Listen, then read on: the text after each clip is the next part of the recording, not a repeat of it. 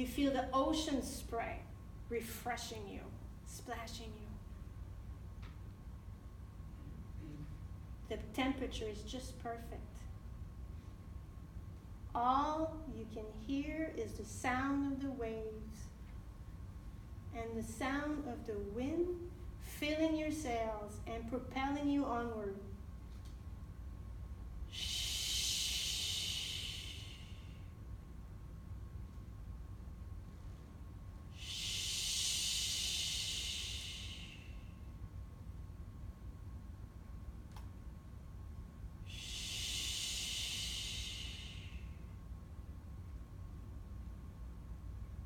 When you're out there on the ocean,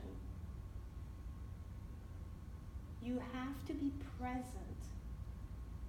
to the wind, the current, the waves, and adjust your course continuously to get the best sail, to have the most smooth ride. In those moments when you're very, very quiet,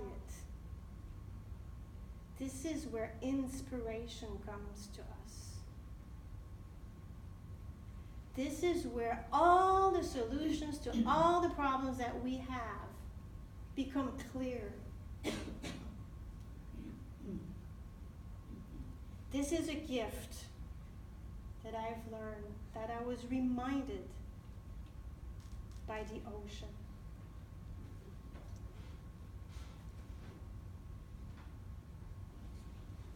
You can go ahead and open your eyes.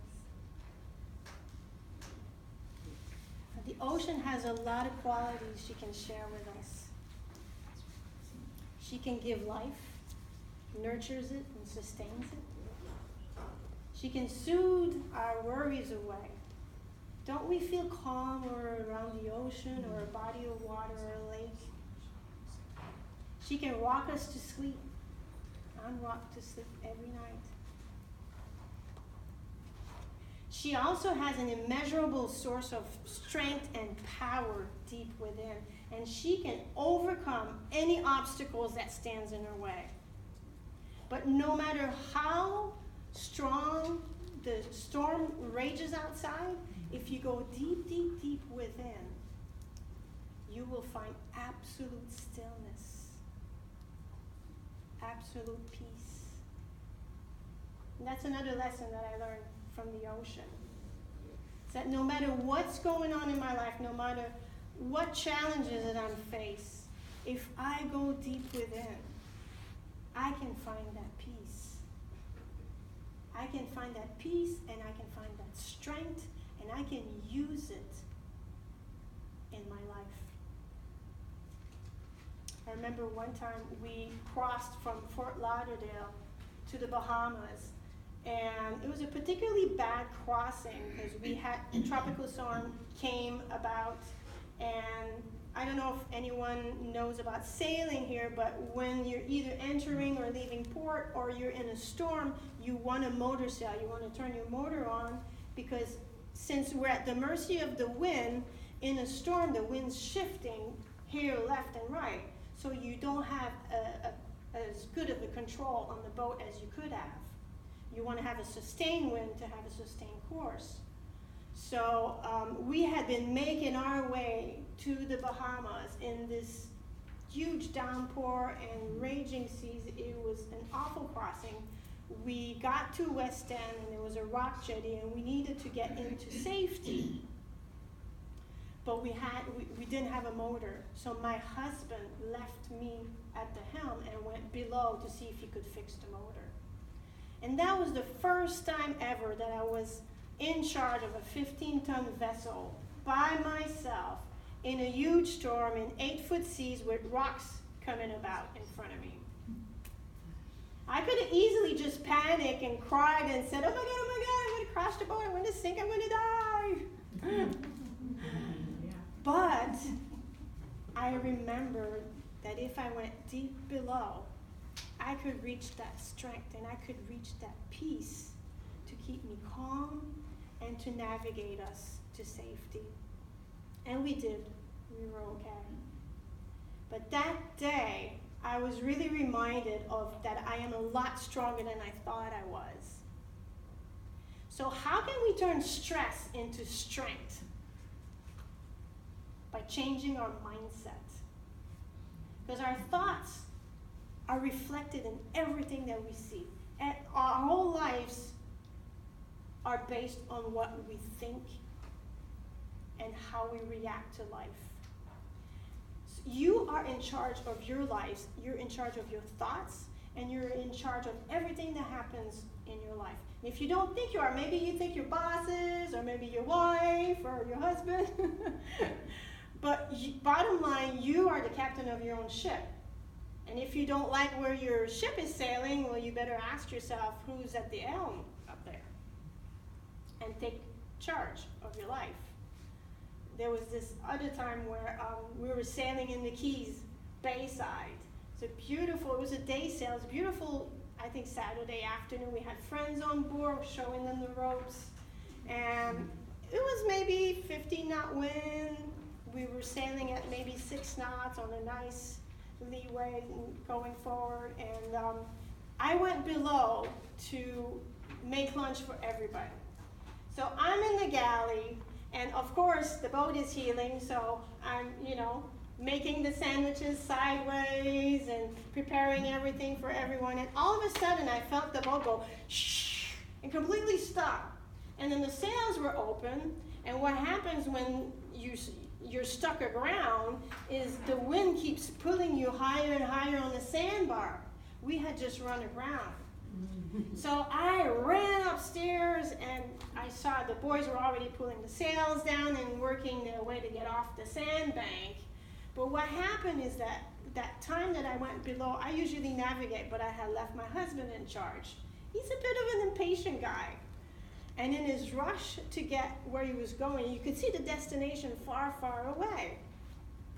He had not taken the time to assess where he was, where he wanted to go, and the best course to get there.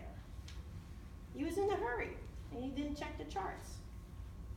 You would have seen that you needed to go around the islands, and then you would have reached his destination without running aground. How many times does that happen to us in life where we run from one thing to another, we react, and then bam, we're in hot waters, and we're like, oh, should have seen this coming. Right? It happens a lot. So how can we not do this? By slowing down. By slowing down. When I slowed down, I realized that I didn't like my job. I didn't like the demand of the time that it was having on my life. I wasn't happy, even though it looked like I was in paradise.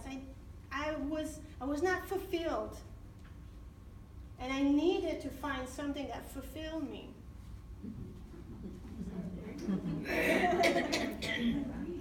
That fulfilled me.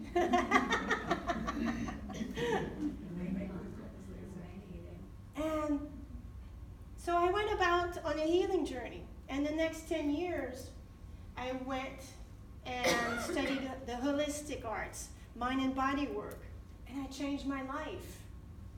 I quit my job, and I opened my own graphic design company.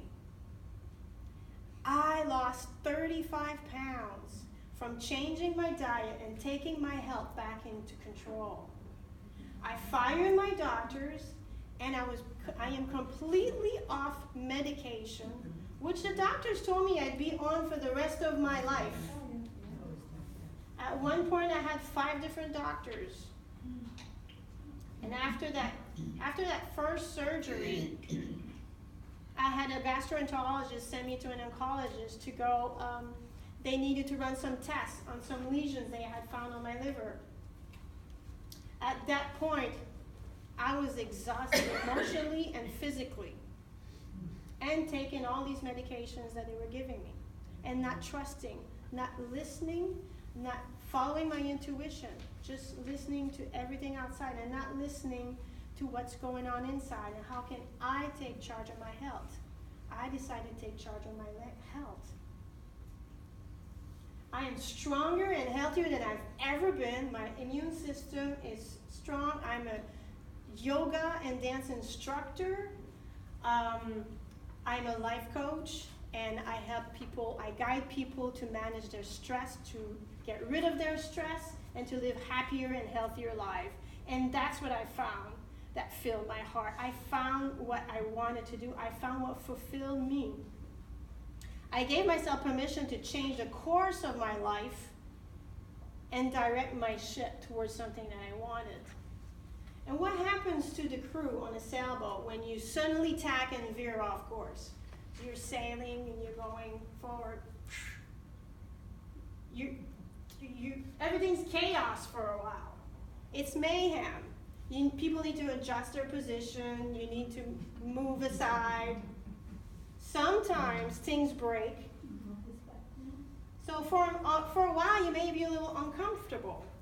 So what happened between me and my husband when I went through all these changes and I started to change my mindset, my behaviors, my diet, my lifestyle? Of course, he supported my healing journey. He was thrilled that I was healthy again. But everything else, that was a big change. So we went through a very difficult time in our lives.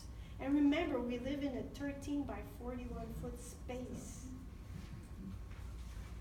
You can be the most loving soul, but that's a small space to be in for two grown adults with two very different set of ideas.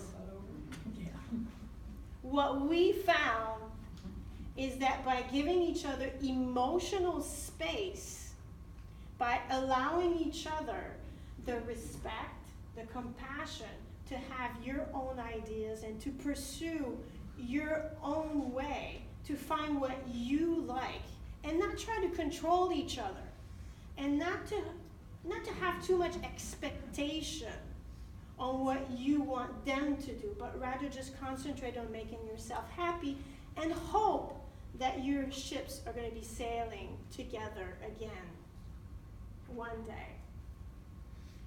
And I was very lucky because we have and we found common ground again, and we're very happy and peaceful. And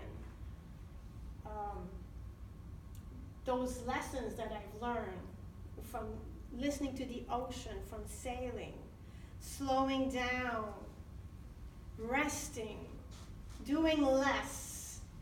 Who in society tells you to do less? Do less. I'm telling you, do less. Allow yourself time to rest, to heal, and to get to that quiet space, because in those quiet moments, this is where you'll get to know yourself, you'll get to listen to your inspiration and your intuition, and this will guide you in your life. And if you need help navigating your life, I'm a life coach, and I would love to help you find your way. This is my puppy Dozer. At 6 months old, he was in the Bahamas. He was such a good dog. He doesn't know much about living in a house in the backyard. This is the second dog we've had on board. Our first dog had thousands of nautical miles on board. And if anybody has any questions, I'm open to questions. Go ahead. What kind of dog was he? Dozer? Yes. He's a Corgi Lab, we think. He's a rescue, so we're not 100% sure.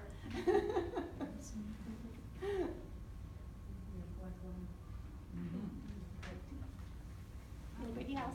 Go ahead. Are you still sailing? We are still on the boat. Right now we're docked off the St. John's River on a river called the Dead River. I don't like that name, but we're docked there. We've been there for almost 2 years, a year and a half. We do have planned to go sail again. So we're just getting into a plan of that. Yes. Where were you when Matthew came through? I moved to South Florida in '93, so we were right after Matthew. I was on board for Wilma, and that's in my book. That was a very terrifying experience. You know, everybody knows Wilma was supposed to be a tropical storm, and the people were saying, it's nothing, blah blah. And So yeah, everybody in the marina were on the boat for that. And that was, we didn't sink the boat, but almost sank my heart, gave me a heart attack. It was a difficult experience to go through. Quite the adventure. Have you always been on the same boat? It's always been on the sailboat for living aboard. We started out with a 25-foot McGregor, and we weren't living on that one. We just took that one out on the weekend, and we trailered it everywhere just to get the feel. And after our first vacation, which we took it down the Keys for 2 weeks, we totally fell in love. And when we got back, my husband came a month later, and he says, "I need to ask you something." And I know what you're going to ask. He's like, "How do you know? You're going to ask me to move on the boat." He's like, "How did you know that?" And I said, "Yes." I'm like, "Well, give it a try just to see." What does your husband do for a living? Does he do computer? He does many things. He manages boatyards, marinas. He was a manager for Harley Davidson for a lot of years, so he was able to travel and go to different dealerships. Right now, he's a mechanical engineer, so he vagabonds from one shop to another, whichever. He's fortunate because he's got a lot of qualifications, so wherever we go at, usually he finds a good work. Yeah. What type of food did you prepare on the boat? Back when I was on the boat, that was before we found out that I was a celiac and I couldn't eat meat or dairy, or my diet is a lot more restricted now than it was back then. But we're lucky we have a very deep freezer because it's a cruiser that we have. It's good to cruise around. And so we would just prepare a lot of light food. The funny thing is that usually when you provision to go out, you buy all this food, and when you're out there, you don't eat as much, I find. You get hot, you get excited, you're busy, you're out there, and we found that after 3 weeks, we still had a lot of food in the freezer. When did you get diagnosed with celiac? About 6 years ago, 5, 6 years ago. Undiagnosed for a long time? Yes, which caused immune system shut down. I had to have surgeries for multiple things, and they just couldn't figure out why, so yeah. It was just starting to come around that time. It wasn't a popular thing back then, and yeah. My brother was diagnosed too Yeah. about that time. Mhm. Thank goodness. So, yeah, last question. Not the last question. I Yep. have 2 questions. You can go have two. We'll give you two. How big will the next one be? Because I used to have one. How big will the next I know sailboat be? that every boater is always, it's It was my husband's dream for the longest time to get a 51-foot Morgan. That's his boat. And we just never got around to it. You know, we have friends that have larger sailboats, and they had a hard time in the islands because the boat had a deeper draft, and it was harder to dock because the marinas are kind of made for a certain size cruising vessel. So it was harder for them to dock. It was harder for them. They couldn't get close to the beach like we were. We kind of changed our mind. We're comfortable. We got 2 headroom, 2 bathrooms, heads, kitchen, living room, every area. So for us, it's enough. okay, that's the right answer. Yeah. And my final question. Yes. When I owned the boat, I found it to be an excellent excuse to drink beer. Yeah. And I found that I was never healthier in my life. Yes. At least that's what I remember. Yes. There was a lot of beer drinking early in those years. Okay. That's before I found out I'm celiac. I can't So- drink beer anymore. It's come from wheat. You can't have beer when you're celiac. So yes. So, No children? you're right, okay. My husband has 2 from a previous marriage. Okay. They love the boat. Good. Yes. Yes.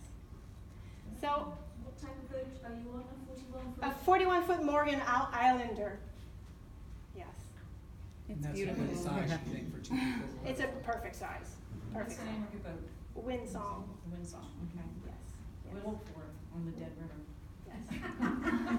Well, if you like a little bit of my stories and what I have to share with you, I have a book coming out before the holidays. And I do have a free ebook right now on my website. It's available. If you have those little cards, you can go on my website and download the free ebooks. It's some of the adventures and stories and mindset. And I also have a program coming out in the month of October to help you manage stress. It's Sail Away from Stress. And everybody that's here, there's a special offer, so make sure you pick up the flyer. If you're interested, come and see me after Emily's presentation. If I inspired you today, Emily's going to inspire our belly with an amazing tropical food demo, so please stay and let's give her a warm welcome. And come and see me after. Thank you guys so much for coming. I've been looking forward to this demo for so long now. Sailing is something that's very near and dear to my heart. I actually met my boyfriend aboard his 28.5-foot Irwin named Don Trader. And over the past few years, we've been learning the in and outs of sailing. He's been teaching me things here and there. So it's been our dream to live on a sailboat as well. Carole inspired us a lot the first time we went on there because I was so used to a teeny tiny sailboat. And I'm like, I don't want to live on this. You know, it's like a little cot that you get to sleep on. But I mean, her boat is just absolutely beautiful. But we really want to sail to the Caribbean one day, and living on this sailboat, these are how these recipes were inspired. This first one, it's a Caribbean fish stew. It's more commonly known as a Jamaican rundown. It comes straight from Jamaica. It starts with, I'm just waiting for my pan to get a little bit hotter too. This is a family recipe that a lot of Jamaican mothers make for their families, and it's the one thing that they miss when they leave home. So, okay. So I have a pan set on this burner is on high right now, but just trying to get it warm. I have a really wide skillet and it's really deep. If you don't have a pan like this, you can use a saucepan because it is a little bit saucy. You don't want to use a skillet because everything will come splashing out. Okay, so I have 2 tablespoons of olive oil in the pan. And I have a half of a Vidali onion that I just roughly chopped. Just gonna add that in. Okay, so you just want to cook these for a little bit until they get a little bit translucent. You don't have to cook them all the way through. So let's start Can you with that. lean sideways to give us the effect? I'm sorry? Lean Okay. sideways. I know, I should be reenacting like I'm cooking on a boat. I know. It is pretty strenuous. You have to do the dance and get the wide stand so you don't go flying everywhere. This would not be, yes, this way. I'll make you feel like you're on the road. This is not how everything would be set up. You want to pull one ingredient out at a time because if you hit a wave, everything is going to go flying at you. Normally there's something to hold on right here too so you don't go face first into the pan too. So with this recipe, it's just typically onions and garlic for the vegetables. I thought I would make it a little bit more hearty with some corn and some red bell pepper. So this is a whole bell pepper that is just roughly chopped. So I'll put that in there. And this is from 2 ears of corn that were fresh. I just chopped it straight off. Okay. So you want to cook these for about a minute longer. Again, just to kind of get them a little soft. So we can start adding some spices. Put these down here. So I'm going to add some garlic. This is about 3 cloves of minced garlic. Make it smell really good in here. Best smell ever, right? Have they made a garlic candle yet? I don't know. So we have the garlic in. Okay, and then I'm going to put 2 bay leaves straight in.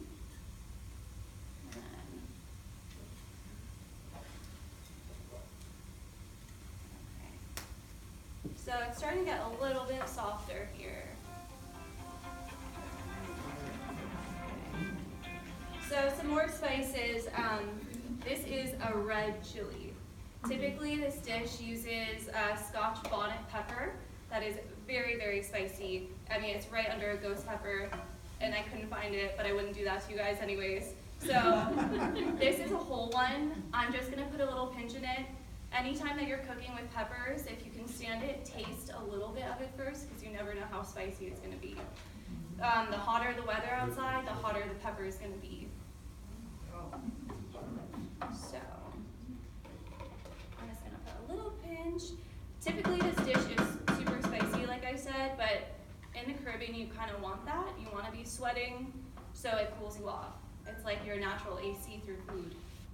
Where do you get that Scotch bonnet pepper? I've never seen one in I've a never store, heard of it. honestly. I mean, I've gotten one from my brother. He grows them sometimes, but no, I've never seen them in a store before. They're hot. But that's you say? just- They're They're hot, yes. So on the recipe, if you see the recipe, it just says to throw the whole thing in there. It doesn't encourage you to chop it, because that's how spicy it is. It'll just come through the skin. And then you pull it out at the end. Okay. So we're gonna wait for the pan to catch up a little bit. So I'm gonna put some more spices in here. So I have my bay leaf. I have a really nice Cajun seasoning. It's gluten-free, non-GMO. I'm gonna put about a teaspoon in there. And this helps because it's nice and garlicky as well. Okay. So put that in there. And then I'm also gonna put some smoked paprika in, about a teaspoon. And this just adds flavor. It's not adding any sort of spice. The only spice is going to come from that chili pepper that I put in there.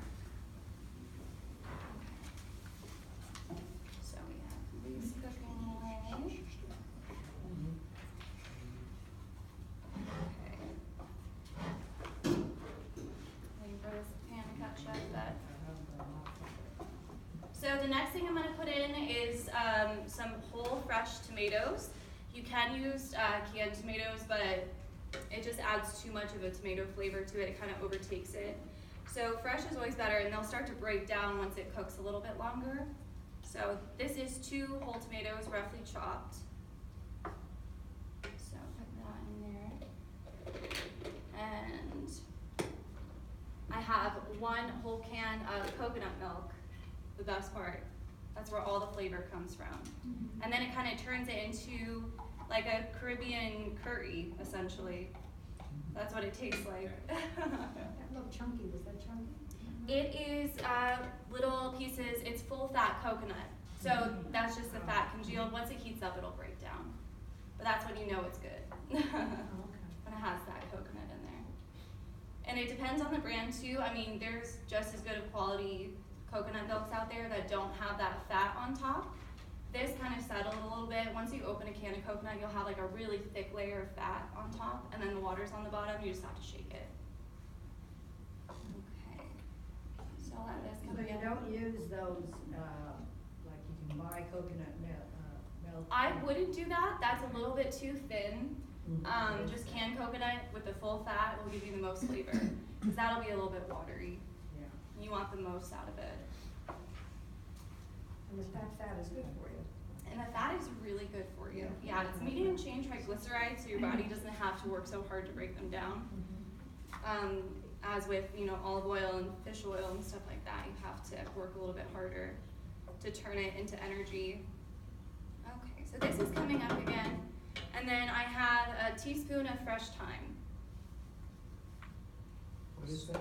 It's fresh thyme, straight from the garden. Okay. Smells good. It's very good. You guys will get to taste it after, so get ready. Okay. Best part. So, I have red snapper that I have cut into about 1-inch cubes. You can kind of change the size accordingly. You can put the whole fish in there. It'll break apart once it cooks more. So I'm just going to add that in as well. And if you can't find red snapper, you can use any sort of fatty fish. I've even seen people use salmon. Okay, so then that'll come up to a boil again, and you want to cook it for about 7 minutes. It might be a little bit longer with this pan. Spinner's trying to keep up. Okay, so I'll just cover it and let it do its thing. Okay, so that didn't seem pretty hard, right? So I have a cute little video though that I want to show you guys. Picture this, cooking at sea. And we have a cute little video. We don't have sound, but at least you guys can visualize what's going on.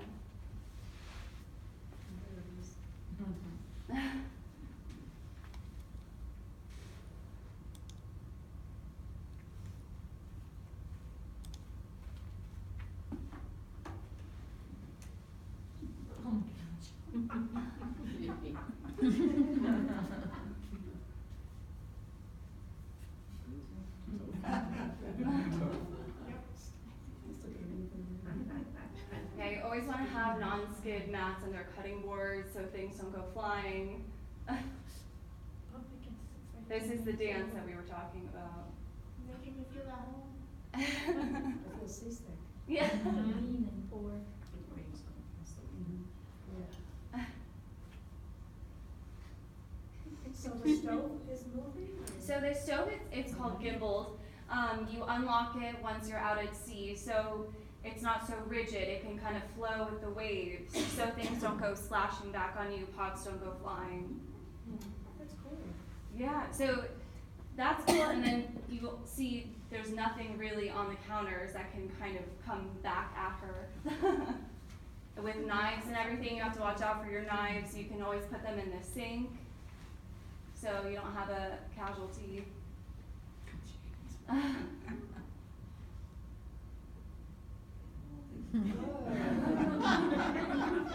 It's a good workout. It's a really good ab workout, yeah. That's why I'm seasick. So if you guys can imagine, if anybody thinks that cooking cooking at sea is really exciting. There's plenty there. Okay, so while this cooks, I'm going to move on to the next dish that we have and get some of this stuff out of the way. So, this is much better on a charcoal grill, or if you have a wood fired oven, that would be really cool. I'm going to work with this today, which is a tabletop grill. But this is really essential for living on a sailboat, cooking on a sailboat. If you're getting seasick down in the galley and you want to get up on the deck for a little bit, there's always a grill. So, let's see here. So I have skewered some pineapple and some mango. Pretty simple, but I made a little basting sauce, I guess you could call it. It's coconut milk, there's key lime juice in it, some honey, and some pineapple. So it's kind of like a pina colada base. So once the honey hits the grill, it's going to caramelize, and it turns it even sweeter than it already is, and it's amazing. So let's see if this is okay.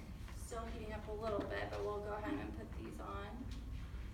You could do this with any sort of fruit, really. If you like watermelon, peaches are really nice. I just thought I'd keep it tropical today. Okay, so it's starting to sizzle a little bit. So I just mix it up. This is a paintbrush. I've never used it to paint with. It's completely clean. So if you have a paintbrush that has ever been used lying around, that is the best tool for this. So you just want to keep basting them. And this one has the chunks of coconut too, so that actually helps it not stick to the pan once it melts. And What brand is that coconut, you're talking about the thick one? What brand is that? this one is the Thai Kitchen. It's in the Asian section. It's red with black writing on it. They have light and they have full fat. Always, always, always go for the full fat one if you're cooking with it. If you want to use it for coffee creamer or something like that, I would recommend getting the light one, just so you don't have chunks floating around in your coffee. But the full fat's where all the flavor's at. Okay. Did you have handouts of these recipes? I have one for the Caribbean fish stew. I don't have one for the skewers, but there will be one at Debbie's if you guys wanted to swing by. And are we going to put some online? Yeah, Facebook. Yeah, on Facebook. So it'll be on Debbie's Facebook. Okay, so I'm going to flip these over and baste the other side.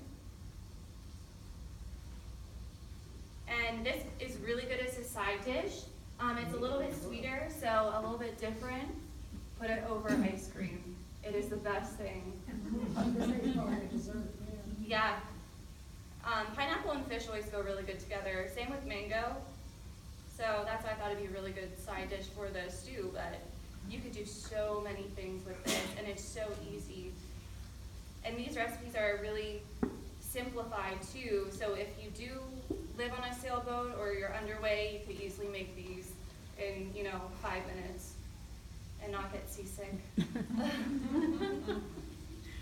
How long do mangoes and pineapples keep on a boat? It depends on the weather, honestly. Their fruits and vegetables are very perishable, so it just depends. As long as you keep them whole in an aerated swinging basket in the cabin, it should be fine for up to 2 weeks. But a lot of times you cook when you're docked, Yes. so you don't have that problem. Yes. You have more All the control. struggles are when you're out at sea trying to cook.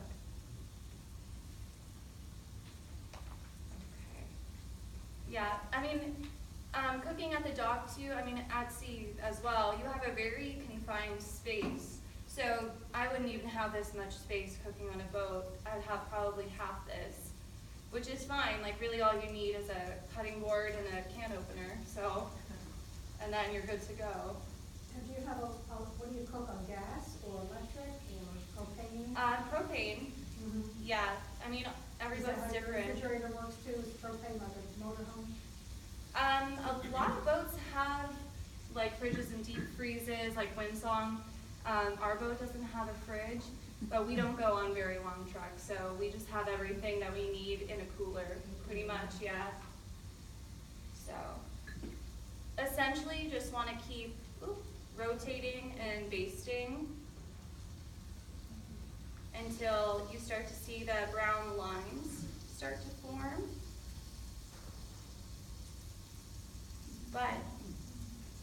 So I'm going to let these cook a little, and then we have a wonderful coconut opening demonstration by our in-house coconut cracker. These are young Thai coconuts. Anybody who has said that they hate coconut water has never tried a real coconut, a fresh coconut. It is the most refreshing thing ever, and it's pretty exciting. We always have these for sale at Jenny. The easiest way to get them open is with a cocoa jack. And it's a kit. It comes with this little thing. I'm going to show you how to use it in a second. A mallet and then a scraper. So once you get it open, you can scrape the coconut meat out and use it in smoothies or whatever the recipe calls for. If you don't have one of these, you can use a chef knife. Can I borrow one of your knives for a second? Yeah. Might be a big enough one. Yeah. I'm going to use this because it's way easier, but I'm going to show you how to use the knife. You want to scrape the hard part off. You don't have to do it when you use that, but first you're going to scrape around just that little pointy tip till this, I'll show you a little bit, until that stuff comes off. Gets a little messy. And then you're going to take the edge of the knife and just go whack, whack, whack 3 times, and it should pop right open. Okay? So, it's pretty easy. You don't need a drill or any of the other silly things that people tell you to do. This you hold at an angle. I don't know, do you know what this part is called? I forget. So you're going to hold it at an angle, and then you have to whack it with a vengeance. And then pull it up. And then if you have a straw, you could just stick it right in and take it right out of there.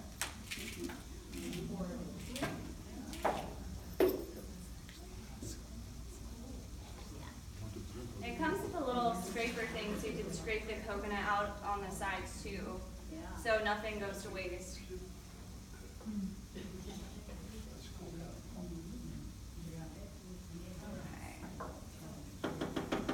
So I'm going to let this cook a little bit longer. Did anybody have any questions about anything?